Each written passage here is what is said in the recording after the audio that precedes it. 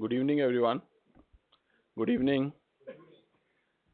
I presume that all of you who are present today here have been able to deposit their cash, or maybe you have got so much of cash that you have got no other option just to forget it and leave it like that. So I'm happy that you are all here, and you must be wondering that why the speaker is Waman Kale.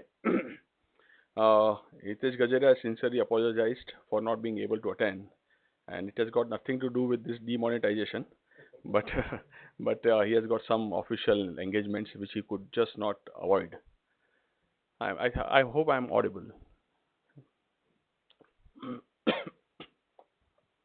So I think after this frenzy week that we are all witnessing, let us go back to business and this lecture meeting. I welcome you all on this meeting on transfer pricing, recent developments and controversies. According to the International Monetary Fund, India is emerging as the new global economic hotspot. The Indian economy is estimated to have grown at 7.6% in the financial year 15-16 and is expected to grow at 7 to 7.75% in financial year 16-17, making it the fastest growing major economy in the world. Therefore, it is imperative that India's cross-border and transfer pricing regime is investor friendly and reduces potential and frivolous litigation. The journey of Indian transfer pricing regulation since its enactment in Finance Act 2001 to the implementation of the Base Erosion and Profit Shifting BEPS Action Plan 13 in the finance budget of 2016 has been a great learning curve in cross-border transaction with enough share of also. The Indian regulations have been perceived to be one of the most aggressive regimes in the world. The number of cases in dispute has been steadily increasing. It is from the frivolous litigations over the years that Finance Ministry realized the importance of reducing such litigations and the rigors of audits. To address the same, it has introduced certain far-reaching measures in the recent past to move away from a quantitative based basis for selection of cases for scrutiny for transfer pricing to a risk-based system. This is expected to reduce the cases under scrutiny and thus hopefully reduce litigation. Further, the CBDT has introduced the range concept and use of multiple year data. These steps are expected to reduce unnecessary litigation and bring about a stable transfer pricing regime. The safe harbor rules, owing to its limited coverage primarily for information technology, IT-enabled services, and auto ancillary sector and R&D, and where the fixation of margins, the markups were quite high, has not attained the desired results of reducing litigation and compliance burden. The Advanced Pricing Agreement, that the APAs, provisions has proved to be a step in the right direction. What with about 580 APAs have been filed as on date, and 59 APAs have already been concluded. Further, to reduce the compliance burden for the small and medium taxpayers, the minimum limit for the applicability of the domestic transaction under the transfer pricing has been increased to rupees 20 crores. The OECD issued its final draft on BEPS Action Plan 13 in 2015, which sought to re-examine transfer pricing documentation. The intention of the BEPS report is to limit or eliminate the ability of corporations to lower their overall tax rate by engaging in transfer pricing practices that allocate profits to jurisdictions that have little or no substance. Because of this work, two key reforms have emerged from the BEPS project: the so-called master file report and the country by country reporting, or the CBCR templates. Both aim to provide local taxing authorities with a more global view of the MNEs operating in their jurisdiction. Many countries such as Australia, Canada, Germany, South Africa, South Korea, Spain, and United Kingdom have implemented the CBCR in their domestic law. India has implemented the BEPS Action Plan 13 in the budget 2016, which will be effective from assessment year 17-18. With this development, India has joined the global stage. In this lecture, Mr. Kale will elucidate in a comprehensive manner the whole gamut of the transfer pricing regulations in India and the recent developments in this field. Mr. Kale is an eminent chartered accountant and is a member of the Institute of Chartered Accountants of India and England and Wales. He is also a member of the Chartered Institute of Management Accountants UK. He is currently a partner with BSR and Company and has an experience of over 16 years in advising multinationals and has specialized in transfer pricing since his introduction in India. He has served clients across various industries and mainly focuses on banking and financial services. I thank Mr. Kale for readily agreeing to speak at the very last moment in the absence of Hitesh Gajaria. On behalf of all of us, I will request Narayan Pasari, our Vice President, to present a memento to Mr. Kale as a mark of appreciation and regard.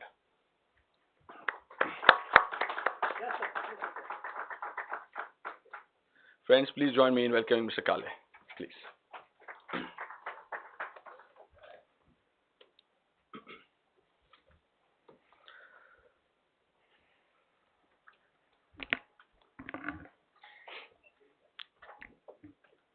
Thank you very much, respected President, Vice President, fellow Chartered Accountants, ladies and gentlemen.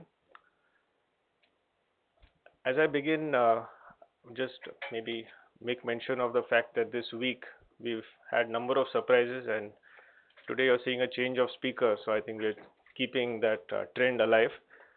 So while I may not be able to match the erudition and scholarship of Hitesh Bhai, my senior partner, I will give it my best shot.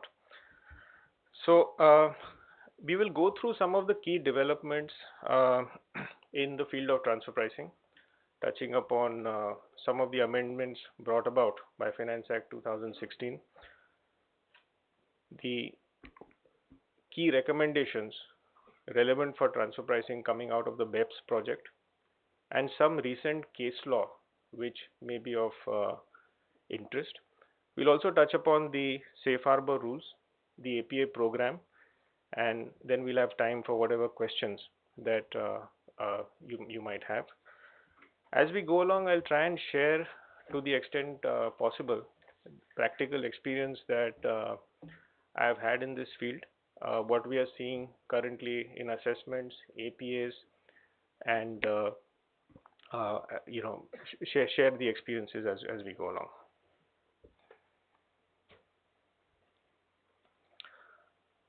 So to begin with, we'll take you through some of the developments coming from the Finance Act 2016. The most important change which has been brought about is the result of India's commitment to adhere to the minimum standards prescribed under the BEPS project.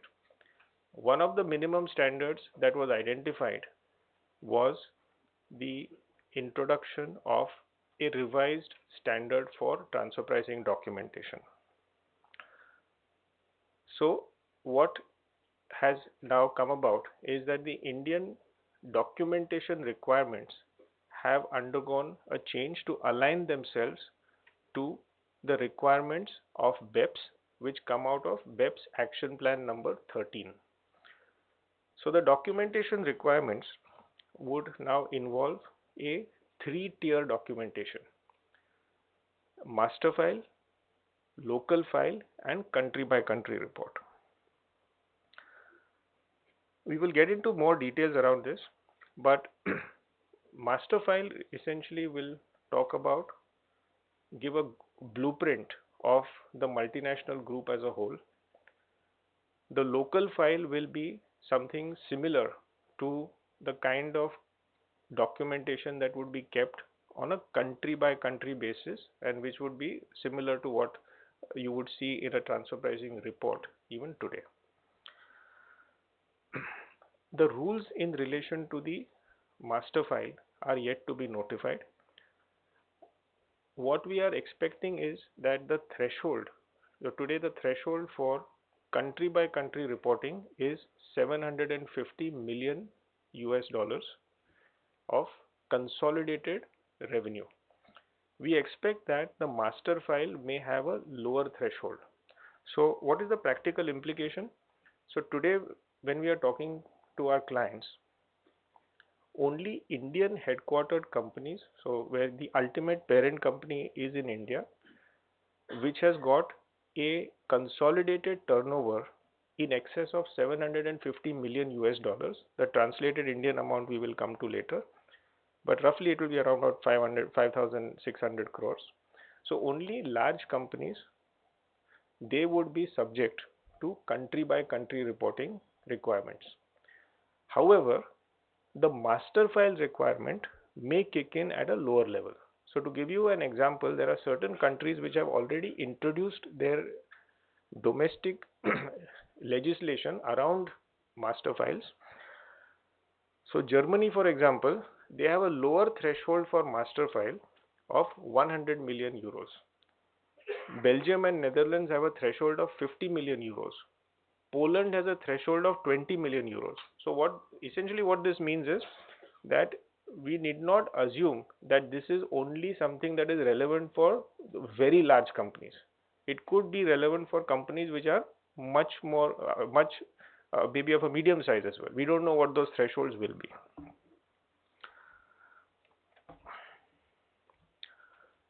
Country by country reporting, this in some ways CBCR would a lot has been said and written about this. Now this has already been enacted. There's a new section which is introduced, section 286, where there is an obligation on the part of Indian headquartered multinational companies to furnish a country by country report along with the return of income. The applicable year, financial year for which this is applicable is 16-17. So the first reporting obligation for this will come in November 2017, 1 year from now. Why we need to start thinking of it today is because, firstly, the kind of information that needs to be collated is quite extensive. It may require even system related changes to be able to collate the information. And secondly, what is the impact of this? When this information becomes available to the tax authority, what is going to be the impact of this is something which will have an effect on our clients. So we'll come to what are the contents of this report and what kind of an impact this will have. Then there are certain very stringent penalties which have been prescribed, which we will come to. The threshold, as I said, the country by country reporting applies to very large companies. So the finance bill itself, the memorandum to the finance bill had the figure 5,395 crores. So this is basis the rate of exchange as of end of February 2016. The relevant rate as far as this year is concerned is the last day of the previous year, which would be 31st March. So based on that day's rate, it will be 5,632 crore. So any Indian headquartered multinational which has got a consolidated revenue, and when I say consolidated revenue, you would need to look at the ultimate parent company and the consolidated revenue as is appearing in the financial statements. So let me give you an example.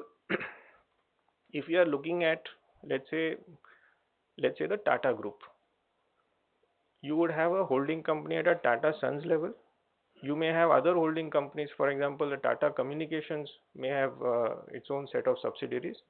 What you need to look at is where does the consolidation end. If the consolidation of a particular company goes right up to Tata Sons level, then this obligation is for Tata Sons.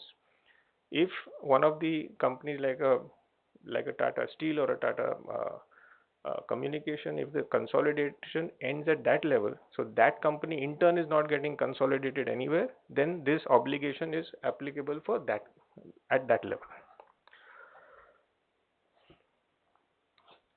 There are certain situations where even a non-resident, so if a foreign multinational, if they do not have exchange of information with India, there may be an obligation for the Indian subsidiary of such a multinational to file a country by country report. Other than that, if you are looking at a subsidiary, Indian subsidiary of a non-resident, a multinational headquartered outside India, then the only obligation that such an Indian subsidiary has is to notify to the prescribed authority which is the parent company which is going to be furnishing the country by country report. That's the only obligation that such a company will have. And then the Indian tax authority will obtain that information through exchange of information through the respective competent authorities. One of the important considerations is in case of a Indian multinational with a Chinese subsidiary, China has introduced these uh, master file regulations whereby their due date kicks in sometime in June 2017. So in case of a subsidiary in China, you need to be watchful that the master file will have to be in place much earlier than November 2017. Moving on to some of the penalties that are being prescribed. The first one, failure to furnish the master file. Again, this is yet to be prescribed, rules are awaited, but failure to furnish the master file by the due date will attract a penalty of 5 lakh rupees. This is a new section, section 271 AA subsection 2. Then you have 3 more penalties. Failure to furnish country by country report by the due date of filing the return of income. So up to 1 month there's a delay, there's a penalty of 5,000. Beyond 1 month, 15,000 per day. So this is coming in section 271 GB subsection 1. Then there's a penalty for failure to furnish additional information and documents which are sought by the revenue. Again, it's a per day penalty. This is coming in section 271 GB subsection 2. And finally, there is a penalty for inaccurate information filed under the country by country report. This is again rupees 5 lakhs. This is 271 GB 4.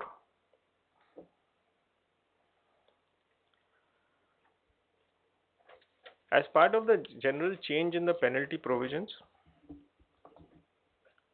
in case of a transfer pricing adjustment, there is a 50% penalty in case of a under-reporting of a transaction, and in case of a misreporting of a transaction, it is 200%.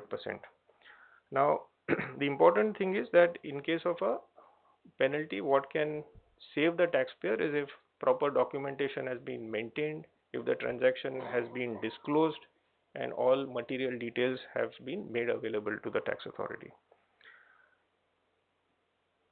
Now, in case of a misreporting, which will attract a 200% penalty, what is important to take note of is a non-reporting of a transaction and also non-reporting of a deemed international transaction could lead to this penalty.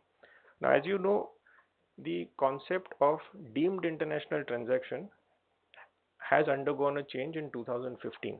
So we've had one cycle of reporting, but this is a second cycle of reporting, and the due date is now November 30th.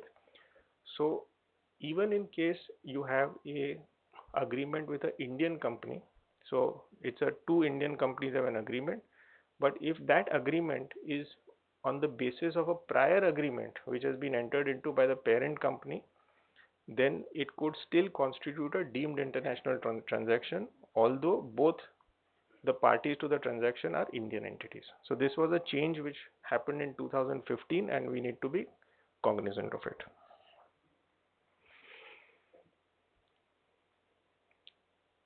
Certain other changes that came about in 2016. One is that the time limit for the transfer pricing assessment period was shortened, and we have actually just seen it that the cycle just got over on 31st October. Secondly, they have made some procedural changes whereby there is a minimum period of 60 days that the transfer pricing officer will get in case there is any extension as a result of a stay and so on.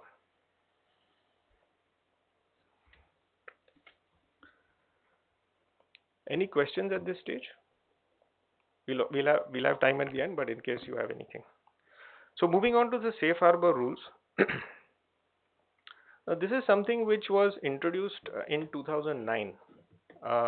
The section 92CB was introduced, and it was expected that this could lead to a substantial reduction in litigation. So there was a committee which was constituted known as the Rangachari committee, which came up with reports on various sectors, for example, IT, ITS sector, contract R&D, pharmaceutical, uh, financial transactions, and so on. And basis these, the Rangachari committee recommendations, the final safe harbor rules, they were notified in 2013. So this has been in operation for financial year 12-13 onwards. So we've just been there for 5 years. The option,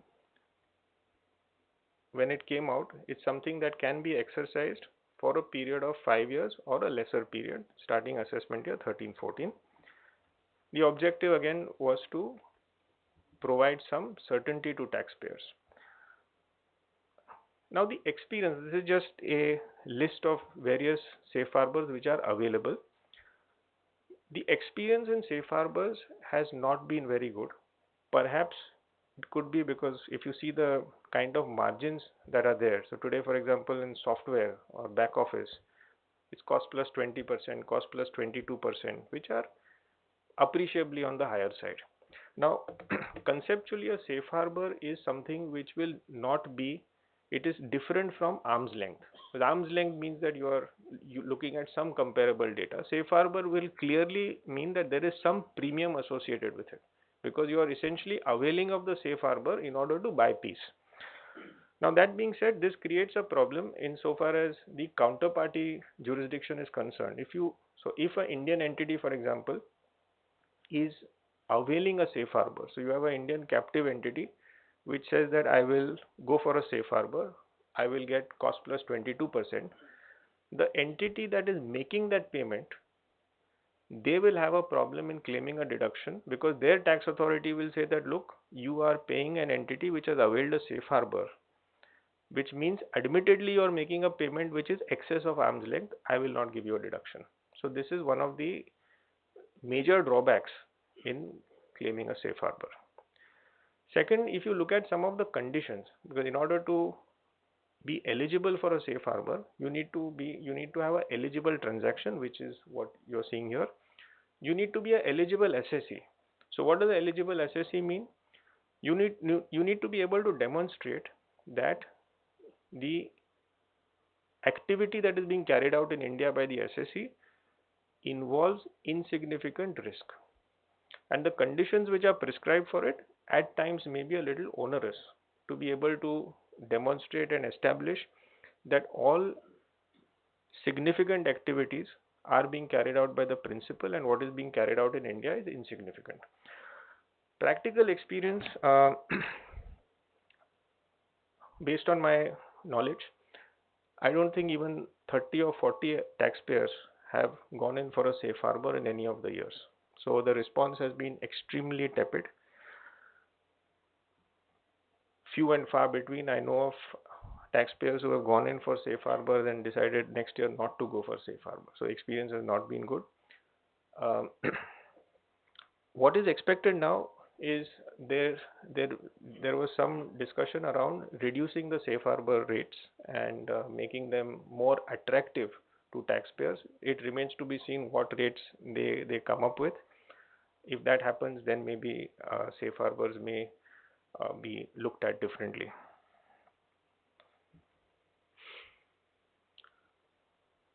I think we just some of the experiences we dealt with some of these things. Just touch upon a couple of other things. Once a safe harbor is availed, so let's say you go for a cost plus 20 or 22%, thereafter you cannot claim any adjustments. You can't say that I've got risk adjustment or I've got working capital adjustment. It's a blanket number, you go by that number. You cannot take a benefit of a range. You can't say that I'm within, so what, earlier we had a plus minus 3% range, today we have a interquartile range between 35th and 65th percentile. All that is not available. Taking example of transactions like guarantees and loans, the benchmarks are linked to, let's say, the SBI base rate as opposed to LIBOR. So today we have high court decisions which have stated that you need to look at the relevant foreign currency and the relevant LIBOR rate and not the Indian domestic rate. So there are some basic differences where the safe harbor may not be attractive. The possibility of economic double taxation, which, as I said, the counterparty will not get a deduction, so there will be an economic double taxation. The other thing is that if you avail a safe harbor, you lose the ability to go for MAP. So because of all this, as I said, the response to safe harbor has not been very good. At best, not more than 30 or 40 taxpayers would have gone in for this in any of the years. So much so that I believe the revenue has stopped keeping statistics of how many taxpayers are availing the safe harbor. So moving on to the BEPS TP update. As I said,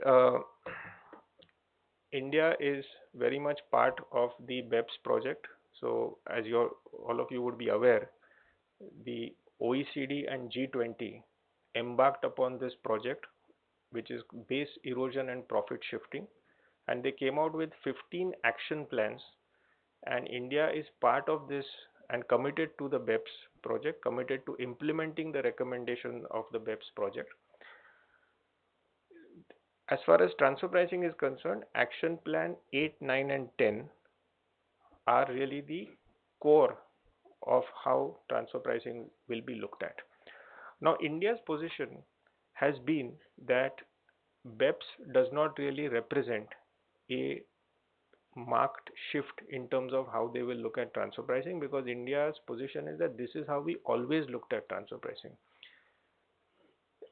If you speak to any of the officers, they will say that okay, it's really our thought processes which are today reflected in BEPS. This is something that we always get.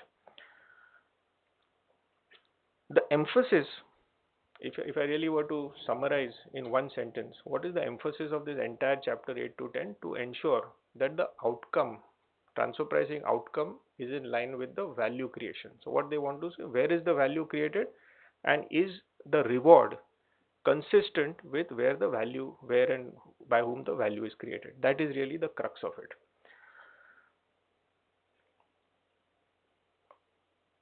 The key requirement, the first thing what they're talking about is really to identify what they call to delineate the transaction. Identify what is the transaction, what is the real deal involved. Then to look at what is the conduct of the parties, what are the real contractual obligations not reflected by the agreement, but reflected really by the actual conduct of the parties, and is it consistent with what you would expect to see in a arm's length third party dealing. This concept of, you will hear this concept when it comes to intangibles of DEMPE functions, DEMPE, which is, I find it difficult to remember, so I'll read it out: development, enhancement, maintenance, protection and exploitation. So what they have said is that entities which are performing these functions, the DEMPE functions, and who are performing and controlling these functions, that is the entity that will really be entitled to the return from the intangible. When it comes to risks, they are saying the entity which is controlling the risk, which is performing the important functions relating to control of the risk, and also which has the financial ability, financial capacity to assume the risk associated with the DEMPE functions. As far as funding is concerned, the emphasis is to stop entities which are only providing funding without any associated function from getting the return from an intangible. So for example, you have a company which is providing the capital which is required for a particular R&D development, but they don't have any people. The people are being contributed by entity B. So all the functions associated with what R&D to do, when to start, when to stop, how many resources to deploy, all those decisions are taken by someone else. So what is coming out from the BEPS recommendation is that the second entity, which is performing these activities which are controlling the risks, that is the entity which will be assigned the returns from whatever intangible activity, and the entity which is providing a mere funding, which is only providing the capital, they will only be entitled to a risk free return on the capital that they have provided. This is so essentially they refer to cash box entities, and they don't want to allocate profits to these cash box entities.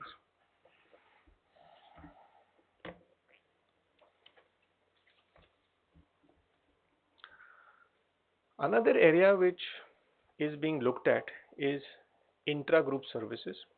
India's position has been that intra-group services are lead to base erosion. So as we have all experienced, if you have done any transfer pricing assessments, this is one area where there's a lot of challenge, where a lot of transfer pricing officers will simply disallow and say that the arm's length price of any intra-group service is nil. It's a very, very common adjustment that happens.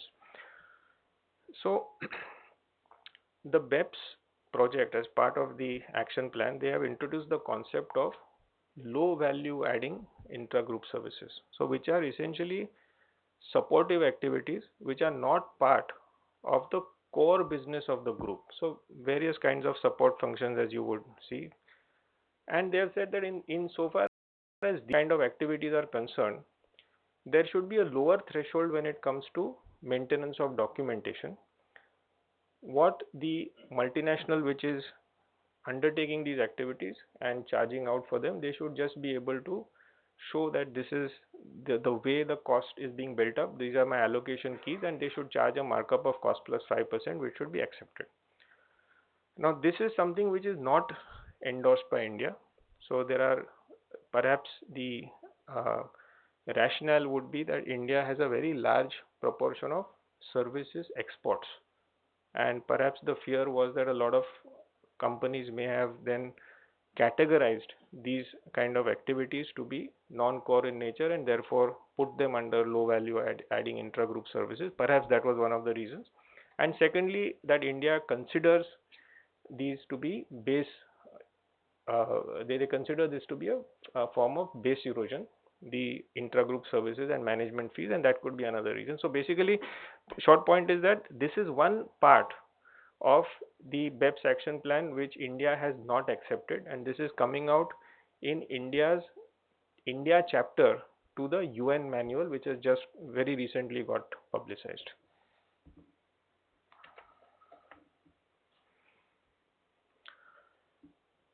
So moving on to action plan 13.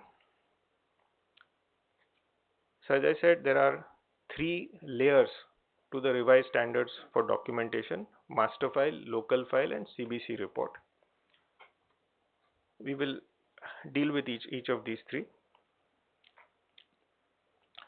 The idea is that together, all the 3 together should provide the tax authorities with a complete picture of the taxpayer of the multinational group and enable them to do a risk-based audit and focus on those areas which they perceive to be of a high risk nature.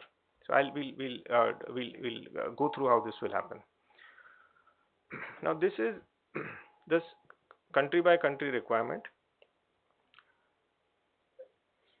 This I don't know to what extent this font is legible, but essentially there are certain parameters that the reporting entity, which would be the ultimate parent entity, they have to provide details about certain parameters like the sales to related parties, sales to unrelated parties, income tax paid both in cash for the year as well as what is accrued, stated capital, number of employees, tangible property other than cash and cash equivalents. So that is what you will see in this first table. So which is on the top right. So the columns are unrelated party revenue, related party revenue, total revenue, profit before income tax paid on cash basis, income tax accrued, stated capital, accumulated earnings, number of employees, tangible assets other than cash and cash equivalents. And what you see in the rows are the different countries.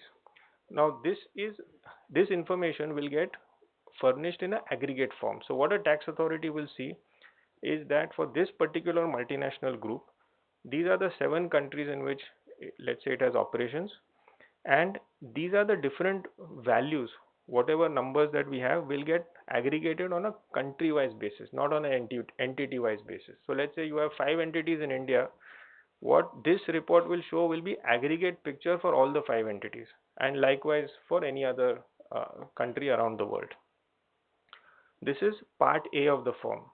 Then you have a part B of the form, which you are seeing on the lower section of the slide.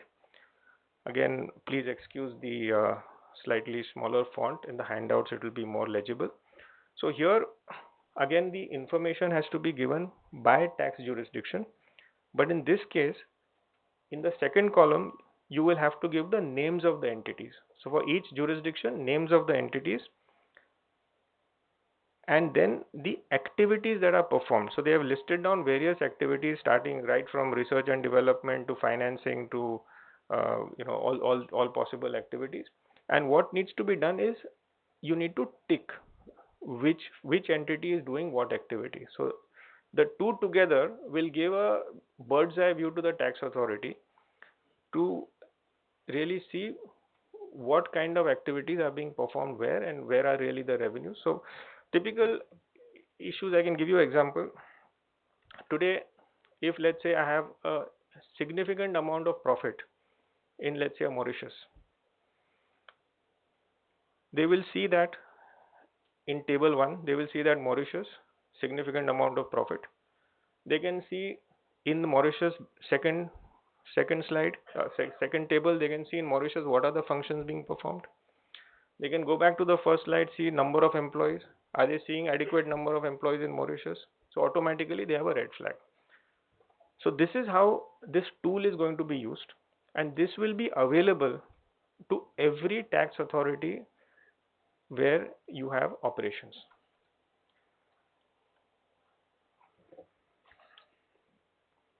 Okay, now we come to master file. Now while this earlier country by country report gave us a granular information on various quantitative aspects, what the master file gives is a bird's eye view about the overall operations of the entire group. So there are some of these things which are prescribed. So description of important drivers of business profit, description of the supply chain taking into account the 5 largest products or the products or services which constitute more than 5% of turnover, the main geographies, important intra-group services, functional analysis describing principal contributions to value creation. So now this information, once it is available to the tax authority, they have the ability to read this information in conjunction with what you have in the country by country report. Again, this will enable them to pick up any mismatches. So wherever you are making a claim that yes, I have some development activity going on, or I have my intangible is based in X location, do you really have the people who are controlling those risks? Do you have the people who have the ability to develop that intangible? Are they present in that location? So this kind of information will be available with the tax authority. A lot of information on intangibles, group strategy for development of intangibles, list of important intangibles, agreements relating to intangibles. So if you have differing royalty agreements to the different countries, all this will really come out. Intra-group financial activity, So also any rulings that are there, any unilateral APAs that have been entered, or any other tax rulings that have been obtained in any country, those have to be disclosed. So again, those are something that tax authorities will be in a position to obtain through exchange of information. Local file requirements essentially would take care of local country requirements for each country. So today we have Rule 10D. Similarly, every country will have its own requirements, and this will essentially be something that will be required, continue to be required for local compliance purposes. Important consideration for the local file is that is it really saying the same thing that is there in the master file? So today a lot of the documentation that is prepared is very focused or centric to the jurisdiction. So today if I'm preparing a report for India, I may look at it only from an India perspective. I may not really look at the entire value chain. So today, if the Indian TPO has the master file with him, he knows my entire value chain. So I have to be cognizant of that, and when I write my India report, it has to tie in with whatever is there in the master file and what he may have available in the country by country report. So while it may not mean there a significant change in what we are doing today, it is just that there will have to be a better alignment with what is there in master file. Likewise, for Indian headquartered multinationals with overseas operations, there also the reports that are prepared. So today, let's say the Indian pharmaceutical company with subsidiary in the US. The US will now have better ability to really track what is being done, where are the main activities taking place. So again, there will have to be a greater focus on what is being written and contained in the local file for the US.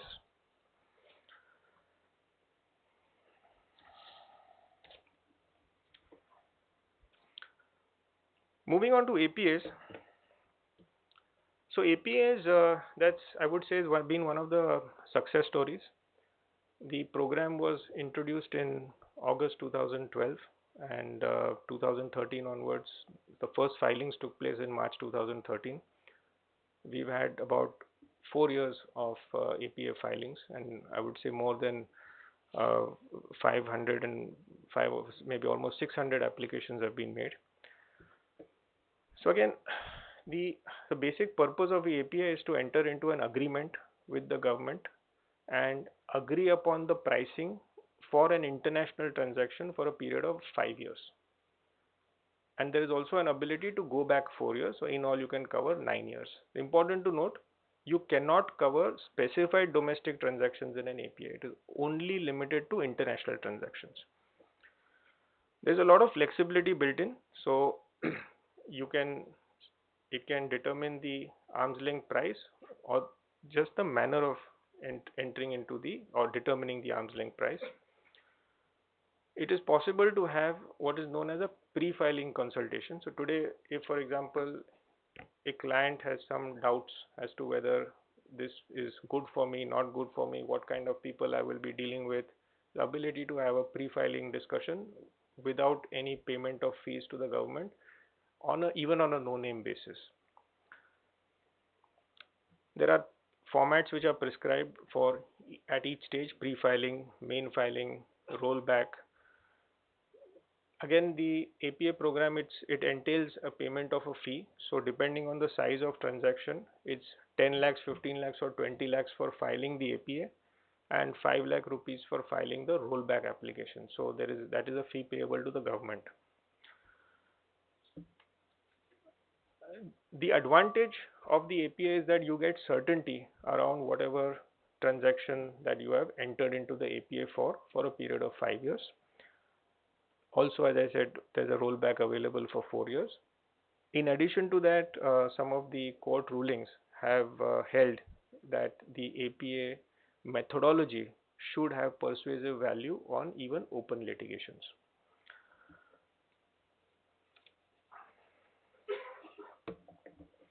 So just to give you an overview, in this example, there are years that get covered. APA is for the future, 5 years. Rollback is for the past 4 years, and there's a possibility of a renewal. So as yet, none of the APAs have run their term, so we've not really seen how the renewal process takes place. But I can share with you that the annual compliance process, so the way we get the TPO undertakes a transfer pricing assessment. Similarly, in a case where an APA is filed, the TPO has to undertake a compliance audit, and based on whatever we have seen in the last few months, the process is far more straightforward than what we see in a normal TP assessment.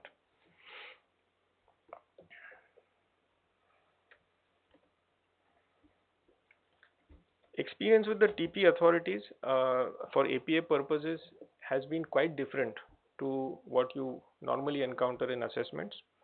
Um, they have been extremely cooperative, very pragmatic in their approach. Um, we have not had a single. I'm personally handling more than 15 APAs, and we are based on based on my knowledge, I'm yet to come across a situation where someone has walked out of an APA. So largely, people are able to find some common ground and reach a solution. In certain cases where, let's say, what you're trying to ask for is something which is not acceptable to them, they will tell you right at the beginning that this is something which we cannot do. So largely, it's something which has brought mutual satisfaction. Um, Only couple of things that one needs to bear in mind before getting into APA. One is that there has to be a sharing of information. So there has to be a willingness to share information, and they will ask for a lot of information. So that's important, that there is a willingness to share. My experience, it requires a lot of commitment also from the company side. So whichever company is applying for the APA, there has to be a commitment from the business side, because there will be a lot of business related questions, so not purely tax related questions. So there has to be that commitment. There will be some requirement for them to spend some time. There is a site visit requirement where you have the APA officers. They come into the premises of the taxpayer, and they will interview the officials of the taxpayer. It generally lasts for about half a day or 1 day, depending on the complexity. Again, it is not in any way like a raid or a survey. It is done on a mutually agreed basis, and the again experience is, there have been no negative experiences really to speak of. As far as APAs can be of two types: unilateral APA, where you are entering into an APA with the Indian tax authority. You can also have a bilateral APA, where where there are two tax authorities that you are dealing with. Now, bilateral APA will mean that there is no chance then of a economic double taxation, because whatever it is, you will the other competent authority has to agree to the position. The only thing is that this takes a lot of time, and so while a unilateral APA you can estimate about 1.5 to 2 years, a bilateral APA could take even upwards of 4 to 5 years. These are some key statistics. The government keeps coming out with the notifications whenever a new set of APAs are signed. I think the latest count is 104 unilateral APAs and 4 bilateral APAs. A total 108 APAs have been signed. I believe there is a signing happening in a few days from now, so this number is going to change very soon.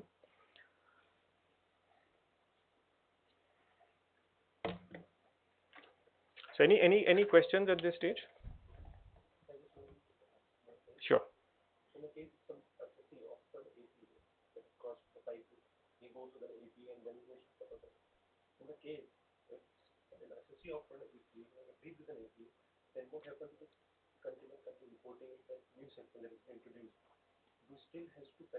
Yes. Compliance requirement. There is no dispensation from that compliance. That's independent.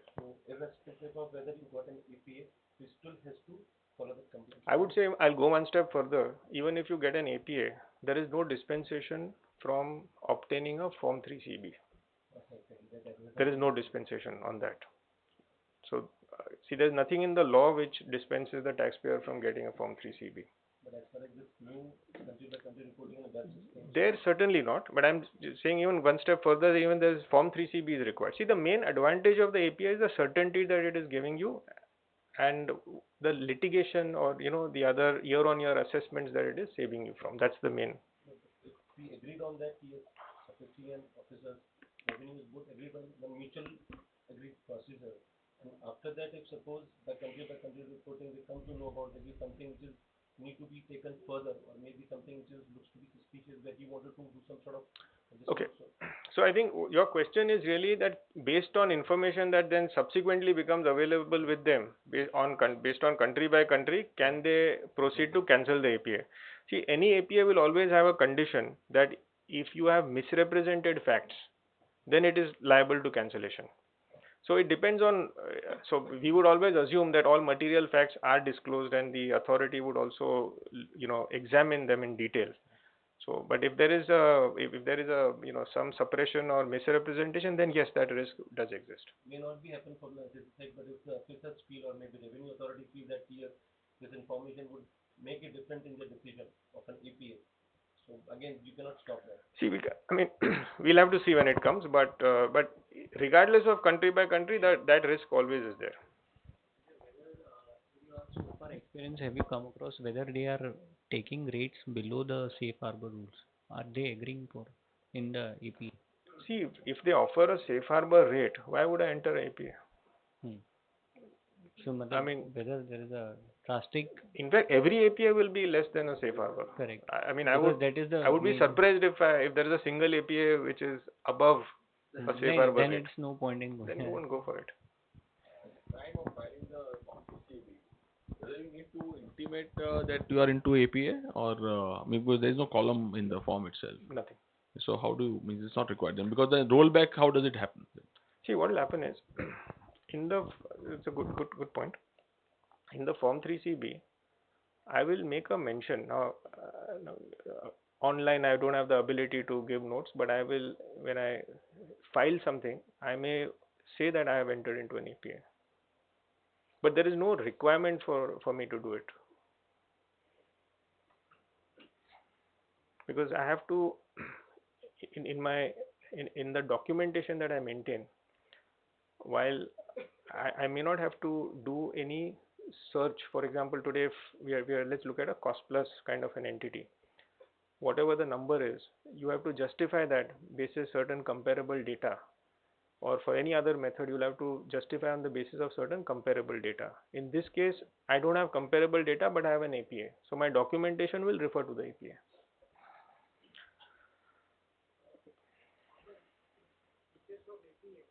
Yes, sir. Yes. 104. Yeah, 104. Plus 4. Yeah, I think 90 to 95% are unilateral. Only 8 or 10 is probably. 4 bilateral, 104 unilateral. Correct. That's so now. Government statistics. Yeah, so why bilateral is not, it means the other government not agreeing to our aggressive margins, and that's why it is not concluding, or what is the reason? Because India wants 18% for say ITES services. The other government may not be agreeing. So, and lastly, any statistical public databases available? What are the rates approved in APA in unilateral? If you can share that. Sure. So, on the third point, to the best of my knowledge, there is nothing shared in terms of the rates. So whatever it is, it's through word of mouth that people would come to know. And again, that is also in keeping with the fact that these are all private arrangements between taxpayers and the government. So I don't think they would be in a position to publish. What they are allowed to publish is only which, if let's say on a particular sector or a particular, a particular method or approach that is used, that is something that they are allowed to publish, not the rate. Coming to your other question, the reason for bilateral APA is taking more time. I think one of the points is that the two competent authorities, there has to be, they have to meet, and a lot of competent authorities. So if you look at US, UK, Japan, these meet with India fairly regularly. But there could be certain authorities which they just don't meet in a year. those authorities do not have adequate amount of staff.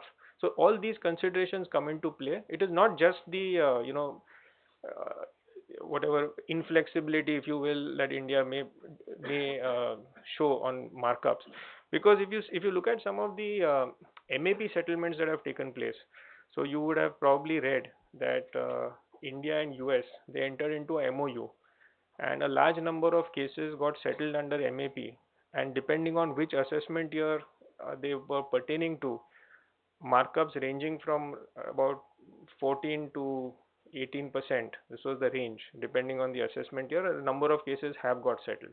I think the bilateral APA, the number you will see that the number will increase, and the timeline, I don't think it is materially different. I was talking to one of my colleagues from Germany, and he shared with me that so he had just concluded an APA and they were in the fifth year. So he says, the first time I've signed an APA before the term of the APA is concluded. So a bilateral APA, and it was bilateral. So bilateral APAs do take that kind of a time. So I was working on, when I was in New York, I was working on a bilateral APA where the term of the APA had closed and we had not yet signed the APA. So it does take time.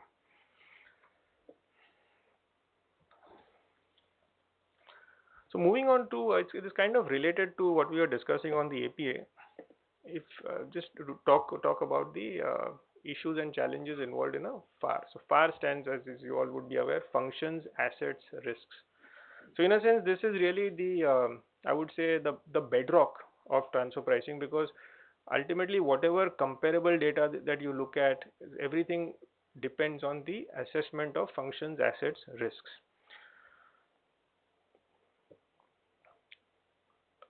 First issue that comes up is, what is the level of detail? How much information do I give? And many times, and the common refrain of the tax officials is that what we get is useless.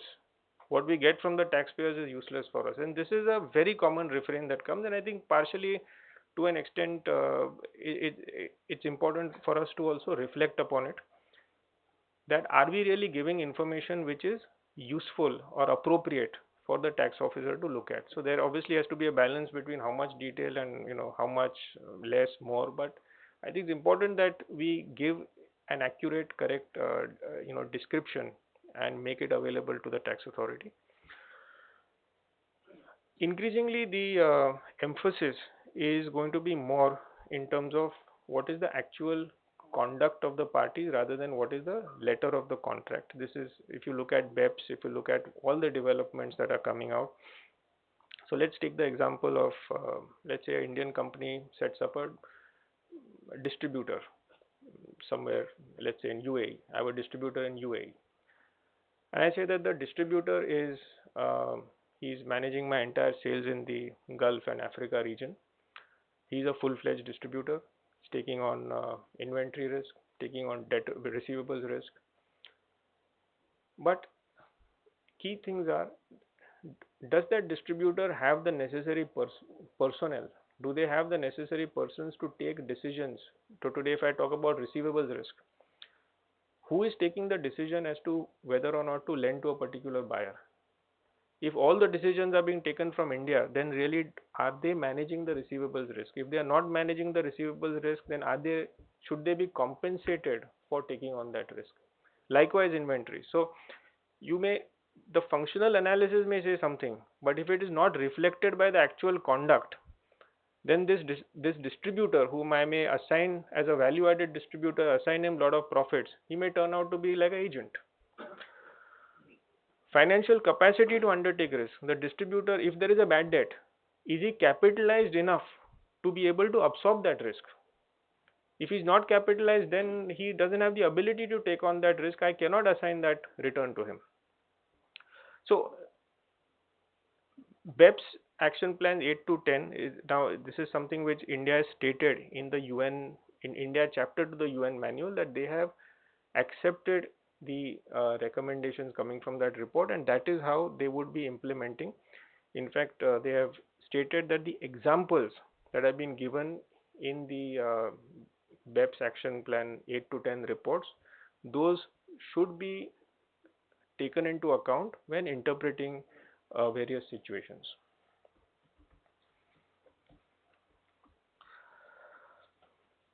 So I'll take you through some very recent decisions. I'm conscious of time. We have about 15 minutes. No. So the first issue that we deal with is on marketing intangibles. Now, this is probably has been one of the most talked about controversies in the last few years.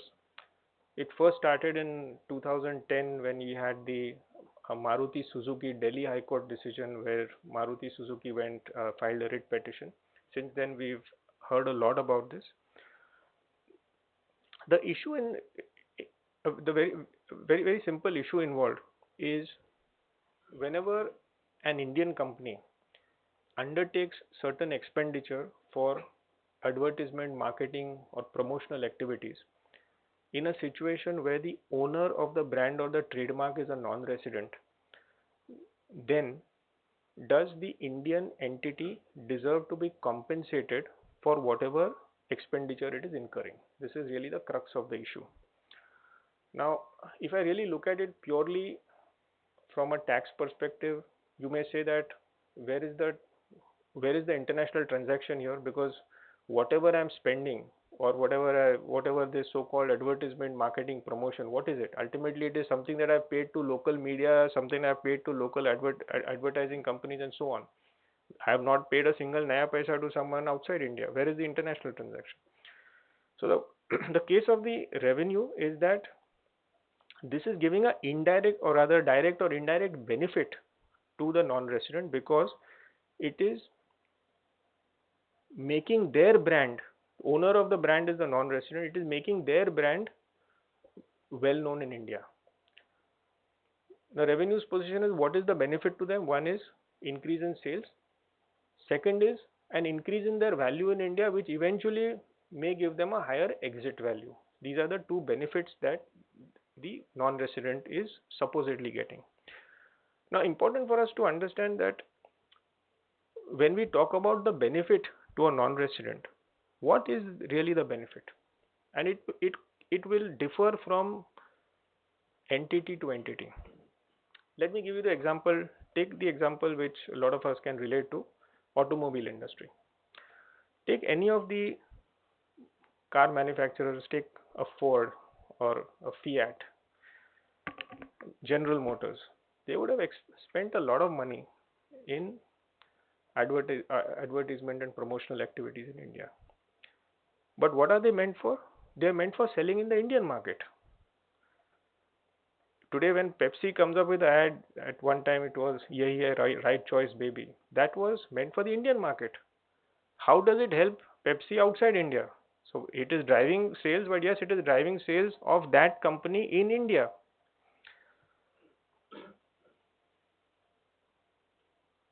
So unless there is some benefit which the non-resident is earning. So today, for example, the Indian company doesn't have its own sales. The Indian company, let's say, is just an agent. And then it is incurring some disproportionately higher expenditure and the sales are all direct sales by the non-resident, then yes, you may say that there could be some benefit. But not in a case where the Indian company itself is the entrepreneur and making the sales. Anyway, what is it that the revenue is doing? The revenue has borrowed certain concepts, and I would say borrowed certain concepts selectively from certain international case laws and introduced the concept of a bright line test. What does this bright line test mean? They do a comparison of the advertisement, marketing, promotional expenditure of any SSE. Let's assume that this particular SSE has an expenditure of 8%. They will look at certain comparables, look at what is the similar advertisement, marketing, promotional expenditure incurred by those comparables. Let's assume it is 4%. So they will say that 4% of sales represents a bright line. Anything above that bright line is excessive marketing and promotional expenditure, which means that you are doing something beyond what you were supposed to do, and therefore your parent company, owner of the trademark, owner of the brand, they should compensate you for it. So they are saying they should compensate you for those costs plus pay you a markup. So this is really in a nutshell what this entire controversy is about. Now, matter has traveled to the courts. Number of companies have faced this adjustment. They continue to face this adjustment. There are three rulings which are very important on this subject. So as I said, 2010 Maruti Suzuki Delhi High Court, that was the first decision that came out. That was in the context of a writ petition. That decision was later stayed by the Supreme Court. That decision does not have application today. Thereafter, 2013, there was a special bench which was constituted for this issue in the case of LG. And then there have been two Delhi High Court decisions which are more recent, Sony Ericsson and Maruti Suzuki. Now the first issue is whether this AMP expense, again AMP is a domestic expenditure incurred by the assessee, payments to advertisers, media companies and so on, whether this AMP expense constitutes an international transaction. LG special bench had held that yes, it does constitute an international transaction. More recently, Maruti Suzuki has held that it is not an international transaction. So again, the whole issue is there are fact specific nuances which I need not go into right now. But the issue and today the position that India has accepted based on its UN chapter, India chapter, they have said that merely because I have incurred incurred expenditure higher than a certain level, higher than whatever is termed to be bright line, that itself does not mean that I have an international transaction. So you cannot infer an international transaction merely because I have incurred excessive advertisement expenditure. You have to be able to show some nexus between incurring that expenditure and some agreement that I have with my parent company, owner of the trademark, compelling me to incur that expenditure. That kind of an agreement has to be shown, then it can be a international transaction. Of course, this matter has gone to Supreme Court, so we will hear something more on this issue. Next issue is whether application of this bright line test and bifurcation of revenue into what is normal or routine and what is non-routine, whether that is appropriate. Again, LG special bench had held that it is all right to undertake this kind of a bifurcation. Sony Ericsson Delhi High Court has negated this. They said that you cannot have something as arbitrary as drawing a line somewhere and saying anything above that is non-routine. Similar approach is followed by Maruti Suzuki. They have, so as things stand today, the Delhi High Court has rejected this whole concept of a bright line. Now that being said, what is happening in the assessments? Our experience this year, while not calling it bright line, through the back door similar kind of things are still being done. They just don't call it bright line anymore.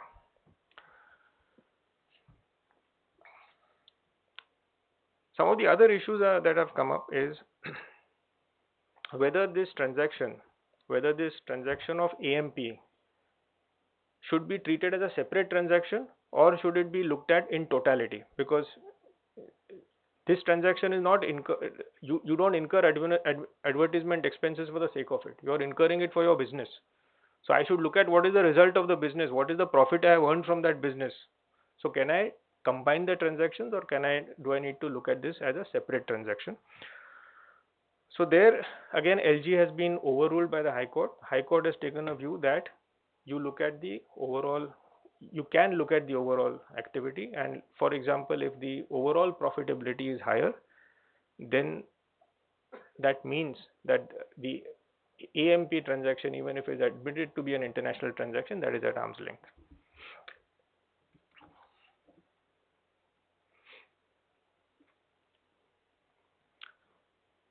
Again, similar principle about whether I can aggregate and set off the transaction.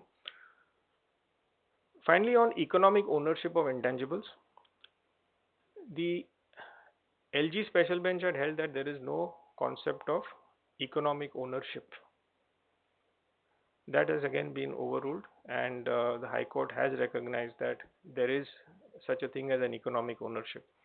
So I think what is important in these situations is for the taxpayer to establish what is its FAR, what is the functional analysis, whether the activity is leading to benefits that are being derived by the taxpayer, or are the benefits inuring to the owner of the brand. I think that is very important to be established. Based on those facts, then a determination can be made as to whether such an international transaction even exists.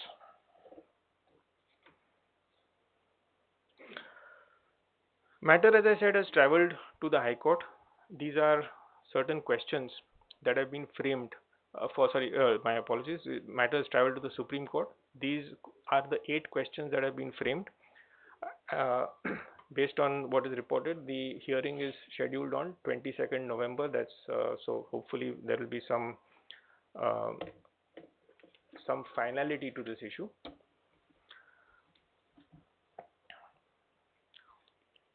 Quick update on what India is saying in the India chapter on the UN manual.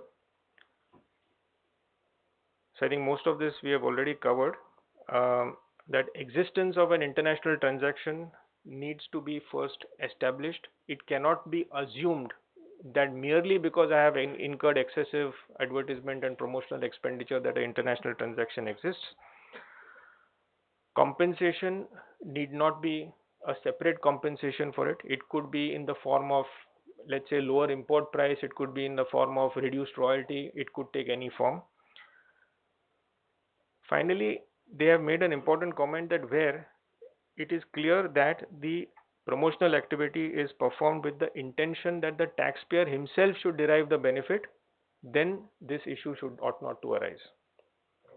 So it remains to be seen ultimately how the Supreme Court deals with this issue, and whether there is additional guidance on this controversy. My own personal view is that this is something which is essentially a fact specific. It will have to be looked at case by case. While bright line as a concept is completely incorrect, but there will be cases where when expenditure is incurred in India, while it may not be an international transaction in the traditional sense, it will still require some compensation for whatever activity is being carried out.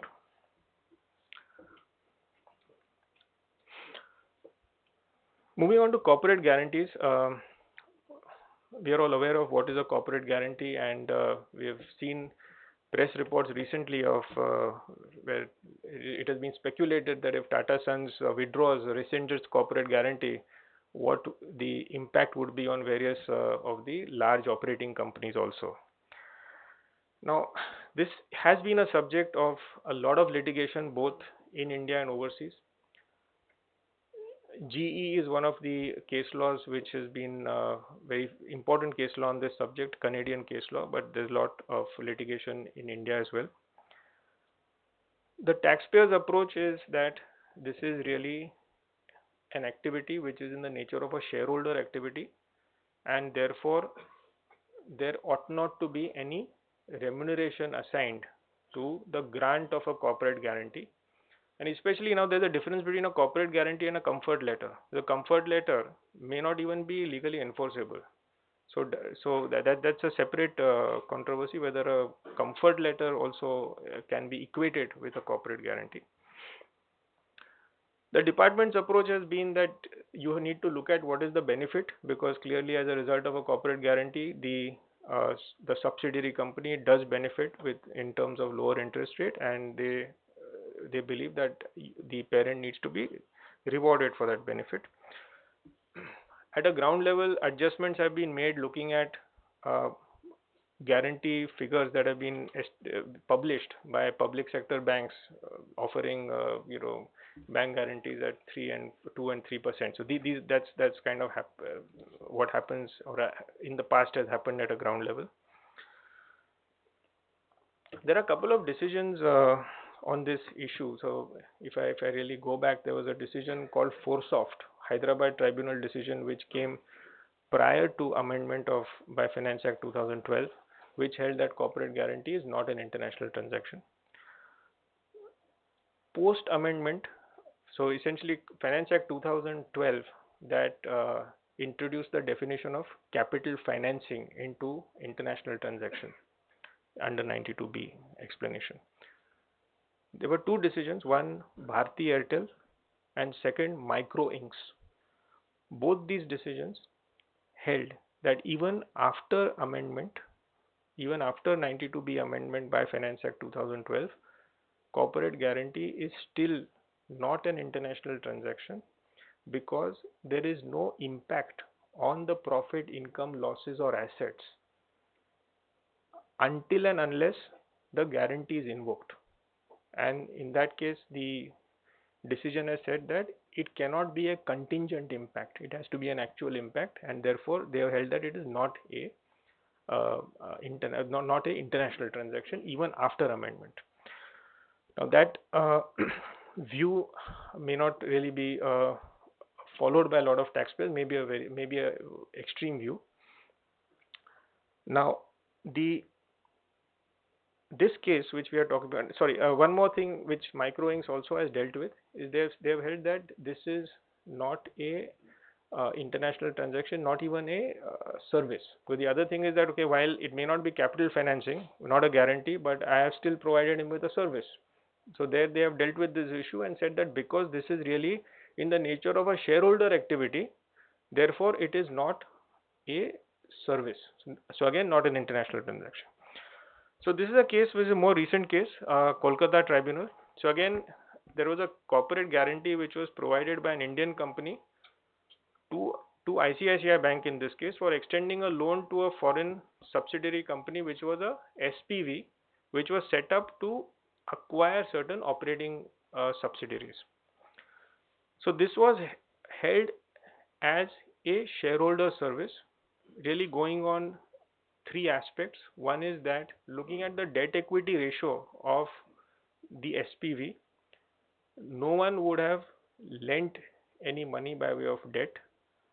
Second, the expectation in going into this transaction, the expectation was not to earn an interest or not to earn a guarantee commission. It was really the company, Indian SSC, acting in its capacity as a shareholder to protect its investment.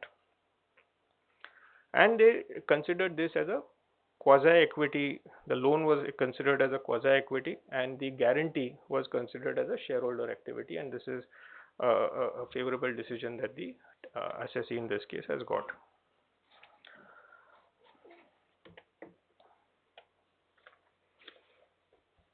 Moving on to another decision which again recently it's a special bench decision of in the case of Instrumentarian Corporation. This deals with an important issue which typically comes up very often in our assessments. There's a concept of base erosion. So in this case, I'll quickly go through the facts. In this case, the taxpayer, it's a Finnish company, non-resident, engaged in certain business activities, and it has granted an interest-free loan to its Indian subsidiary. Now the assessing officer has said that the non-resident should have charged interest. They should have charged interest, and it has imputed interest in the hands of the non-resident. Now the argument of the taxpayer is that this would lead to a base erosion because insofar as the interest is concerned, India, let's say, gets 10% tax, but correspondingly, if they were to charge that interest, the paying entity would get a deduction of 30%. So to that extent, there is a base erosion that would result if this were to happen. Now, the way the tribunal has dealt with this, they have interpreted the law by the letter and said that each of the two assessments would have to be looked at separately, and the section 92.3 says that transfer pricing provisions would not apply if it would result in a reduction in the taxable income. They said that would not happen in this case because we are attributing this in the hands of the non-resident. If you make a adjustment, it will be taxable in the hands of the non-resident, and there is no mechanism by which the Indian associated enterprise can get a deduction for the amount that is added. There is no mechanism for that. So he said we cannot interpret law according to how it should have been written. We have to interpret the way it is, and that's how we are left with this decision. Now, practical challenges. There will be a lot of cases, not only interest. There will be a lot of cases involving number of activities which are not charged by the non-resident, and we could have situations where officers could go after those non-residents and raise notices. So this is something that we need to be cognizant of. And while we are reporting for the non-residents, in cases where there are these kind of transactions, there has to be some adequate documentation to be able to show that there is a commercial rationale for it, or that there are certain, it's in the nature of a shareholder activity. Coming to the instrumentarian corporation case law, here perhaps the tribunal was influenced by certain facts associated with the case. For example, there it comes out of the decision that the taxpayer had not cooperated. It also comes out that the taxpayer was incurring losses. So they said, okay, even if you take that argument, that would not have, your base erosion would not have, argument will not hold good because the taxpayer has losses. He would not have been able to claim that as a deduction today. And even if you say he could have claimed it after, in a future year, there is still a time value of money. So those kind of arguments also come in this decision. One doesn't know to what extent these facts have influenced the ultimate outcome, but the way the decision comes out, it is not limited to the facts of this case. It would have a general application. So till such time that the matter has gone to the High Court, till such time that we have a High Court ruling, this is something that we need to be conscious of. And there will be situations where non-residents will face problems as a result of this. So I think with this, pretty much come to the end of my presentation. Please. This last case law, that is a Kolkata special bench case law. My question is that in this case, a non-resident was filing a return of income in India. In case non-resident is not filing return of income and forms received in India, and they have not charged interest or remuneration for the guarantee, in that case, for the Indian taxpayer, is it necessary to make adjustment on a conservative basis, considering the BAPS approach, or as such, from tax perspective of India, it is good for the Indian tax authorities that nothing is going out of India. So should we do anything, so any adjustment, or we just keep it like that way? So to answer your question, first of all, so you're assuming a situation where, let's say, Indian taxpayer has received a interest-free loan, Correct. or let's say there is a guarantee from which I'm benefiting. Right now, there is nothing that you can really do, Right. because you can't do anything. Now the non-resident, I think we'll just have to be clear as to the commercial rationale for this and have documentation to that effect. But there is nothing that you can do. Ultimately, this matter will travel to the courts. We'll have to see how the courts will look at this whole base erosion argument.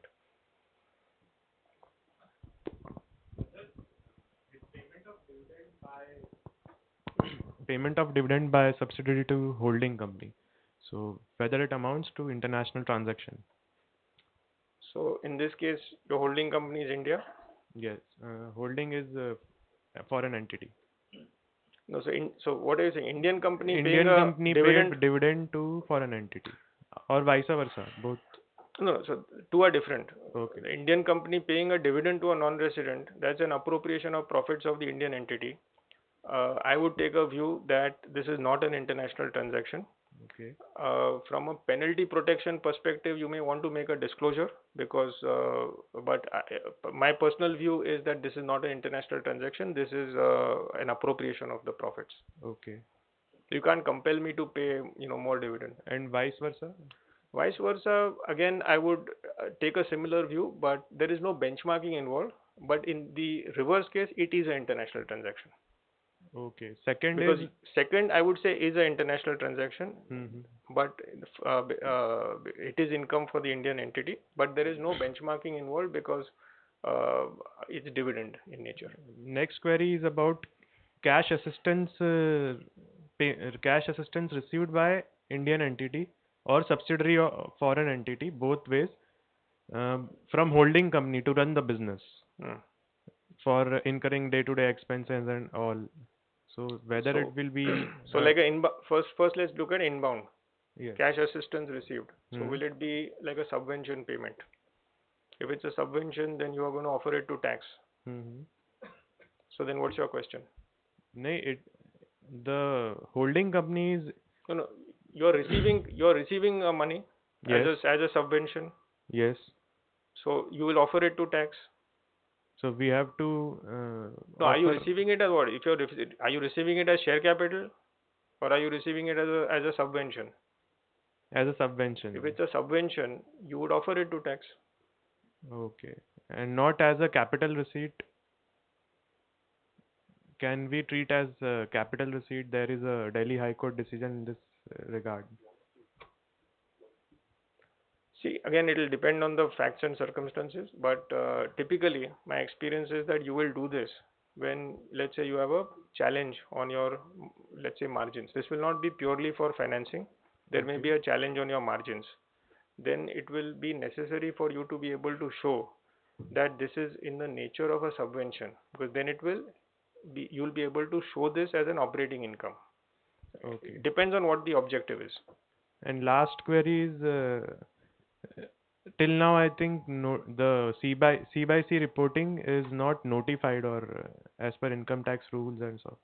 So when it is to be expected, or No, do we have to the prepare the documentation from now, because from assessment year 17-18 it will be applicable, and whether any guidance note in this respect specifically, No, so or there is a circular which is awaited. So okay, till now, what you have Section 286 which has been enacted. correct.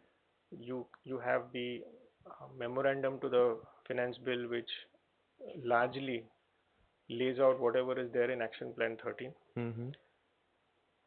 What we are still awaiting is the rules associated with this, which we still don't know when they'll come. But the advice would be to start preparing for this along the lines of whatever is there in Action Plan 13. Because yes, you're right that financial year 16-17 you'll need to keep this data ready and to be filed in November 17.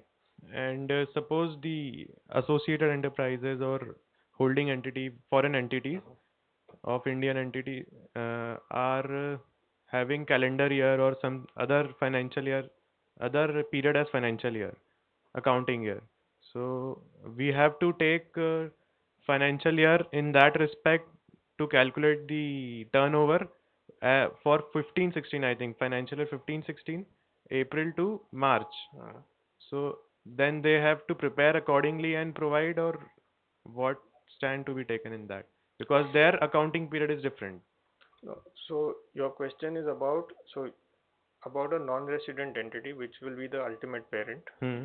whether they are whether they are liable for country by country reporting or not. Hmm. So let's assume that their turnover is higher than 750 million. Okay. So they will prepare it according to what is their whatever. If they are following calendar year, they will prepare it by calendar year. So this rule kicks in with effect from financial years beginning on or after 1st January 2016. So calendar year 2016 is the first calendar year for which this is applicable. So let's say in your case, let's say you're an Indian subsidiary of this multinational. So you will have to notify to the Indian tax authority, or rather the prescribed authority as they have stated in 286, by the due date, which is November 2017, as to who is the reporting entity for you. So as a constituent entity, you will be a constituent entity. You need to report who is the reporting entity and what is the country of their residence.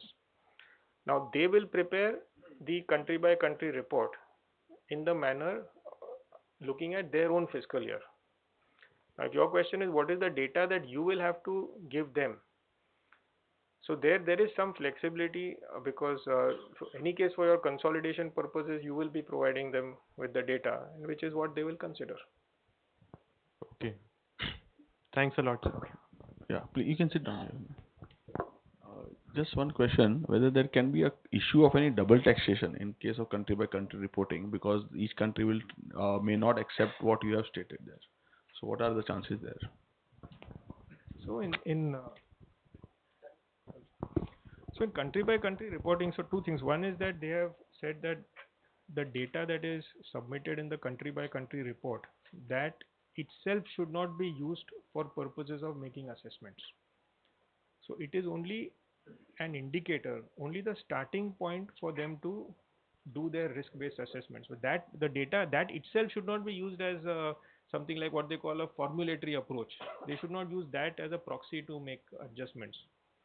Let's hope they do it. That's absolutely. Any other query or?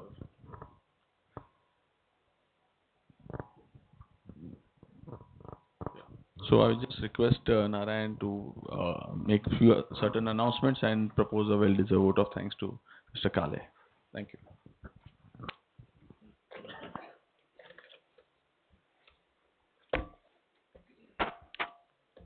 Thank you, Chetan.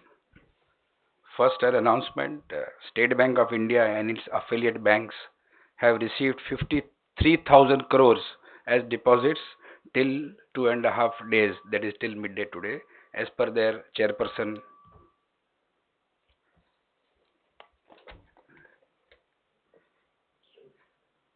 BCAS has announced a number of programs, a few of them which I will inform you. Next Friday at this very hall, we'll have an expert chat at BCAS, issues and impact of demonetization. Ms. Sucheta Dalal will be in talk with CA Amit Patel. There is a full day seminar on alternate fundraising options for corporates jointly with the Chamber of Tax Consultants on Friday 25th November at Walchand Hirajan Hall. It includes a lot of galaxy of speakers including Nimesh Shah of ICICI Prudential, Bhavesh Shah of JM Financial, Amit Tripathi of Reliance Mutual Fund and many others. There is a 2-day advance Excel seminar on 25th and 26th of November in this very hall, and a 2-day orientation program for CA students on 8th and 9th of December. Coming to the vote of thanks, the definition of a substitute is to use something or someone instead of another thing or person. The definition for substitute for is to perform the same job as another thing or take its place. In consumer theory, substitute goods or substitute are products that a consumer perceives as similar or comparable, so that having more of one product makes them desire less of the other. So it is in services, and so it was today in case of Waman Kale, our learner speaker.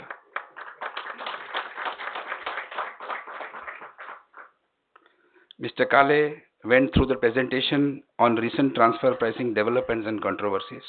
He spoke about minimum standards for BCAS projects, 3-tier documentation, master file, local file, country by country reporting, deemed international taxation, safe harbor rules, BCAS action plans 8, 9, 10, 13, DEMPE functions, APAs in India, issues and challenges in FAR, AMP expenses, and a concept of brighter line.